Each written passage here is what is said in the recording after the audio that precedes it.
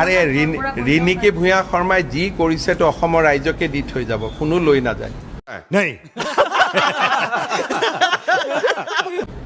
এটা এটাকৈ যি কৰিছে অসমৰ ৰাইজকে দি দি গৈ আছে। নিউজ লাইভো অসমৰ ৰাইজক দি থৈ যাব, চব অসমৰ ৰাইজকে দি থৈ যাব। মোৰ ল'ৰা ছোৱালীৰ কাৰণে একো নাথাকে।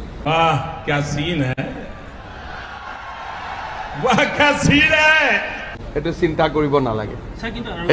এইটো আপোনালোকে ধৰি লওক যে ৰিণিকী ভূঞা যিখিনি কৰিছে, যেনেকে গণেশগুৰি মাটিটো দেখুৱাইছিল, তাত এতিয়া কি হ'ল? সাই বাবাৰ মন্দিৰ হৈ গ'ল। মোৰ নেক্সট মাটি এটা আছে জুৰুডত, তাত এতিয়া শিৱজীৰ মন্দিৰ এটা বনাব গৈ আছো। रुको जरा सबर करो। বান্দিয়া স্কুলো এসময়ত অসমৰ ৰাইজৰ কাৰণে আহি যাব। ৰিজৰ্টো অসমৰ ৰাইজৰ আহি যাব। মোৰ ল'ৰা ছোৱালীকতো একো নালাগে, চব ইয়াতে থাকি যাব।